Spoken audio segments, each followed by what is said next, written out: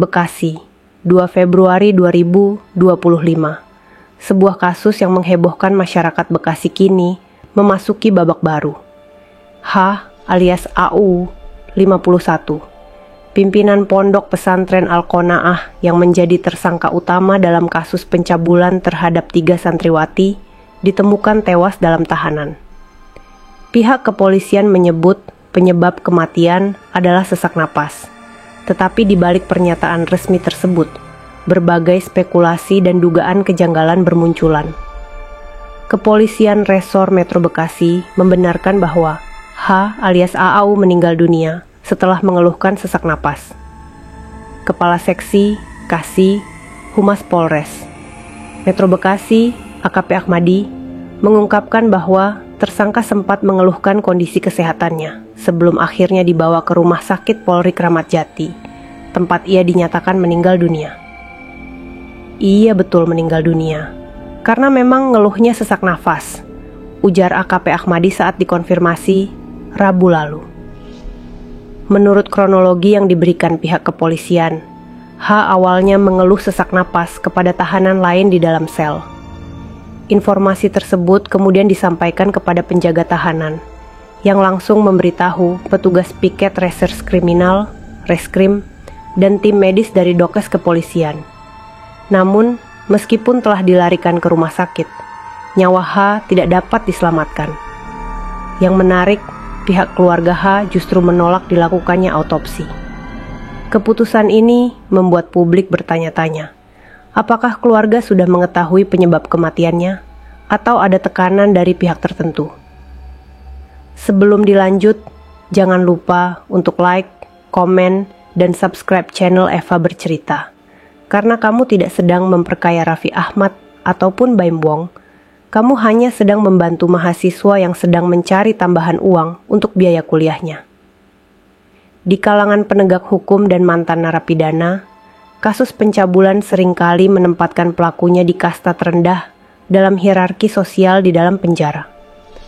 Narapidana dengan kasus seperti ini kerap mendapat perlakuan kasar dari tahanan lain, mulai dari intimidasi hingga kekerasan fisik.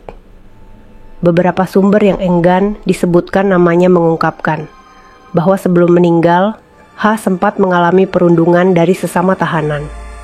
Salah satu sumber menyebutkan bahwa tahanan yang terlibat dalam kasus pelecehan seksual seringkali mendapat hukuman tidak tertulis dari para napi lain, terutama mereka yang merasa jijik dan marah atas tindakan yang telah dilakukan oleh tersangka. Di dalam penjara, pelaku kejahatan seksual seperti ini biasanya menjadi sasaran. Bisa jadi ada tekanan dari napi lain atau bahkan kekerasan fisik yang dialaminya sebelum dia meninggal. Ungkap seorang mantan napi yang pernah ditahan di Lapas Bekasi. Meski tidak ada pernyataan resmi dari kepolisian tentang adanya dugaan kekerasan terhadap H, spekulasi bahwa ia mengalami penganiayaan sebelum meninggal terus berkembang di masyarakat.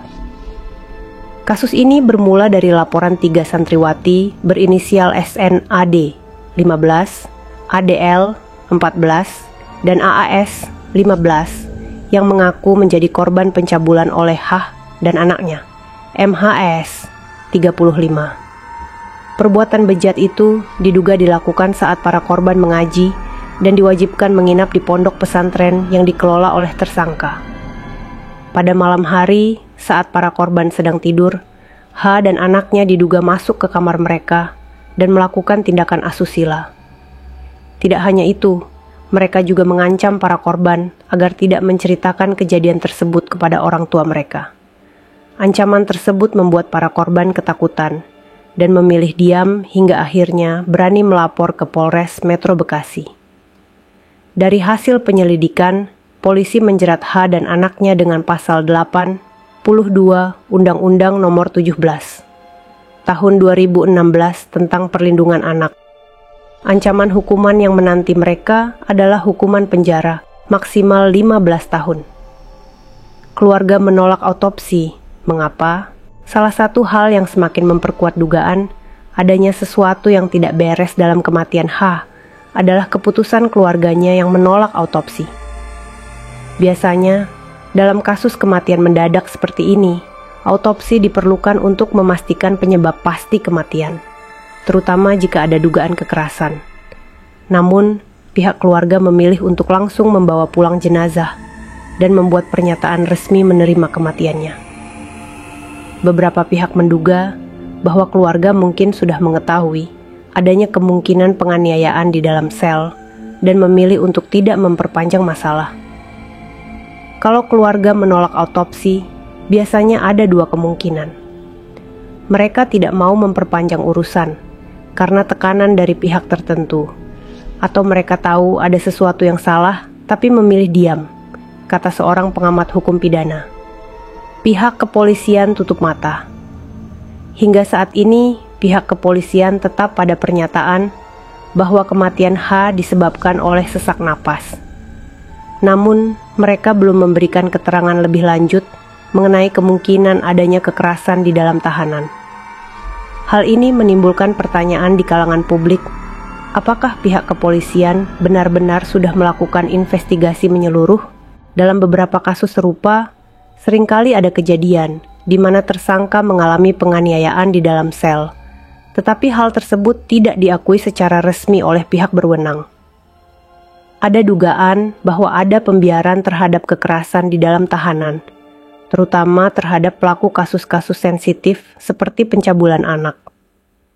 Seorang pakar hukum pidana, yang enggan disebutkan namanya, menilai bahwa kepolisian seharusnya melakukan investigasi lebih mendalam. Jangan sampai kasus ini hanya dianggap sebagai kematian biasa tanpa penyelidikan lebih lanjut.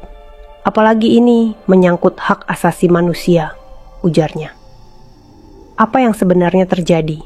Misteri di balik kematian H masih menyisakan tanda tanya besar.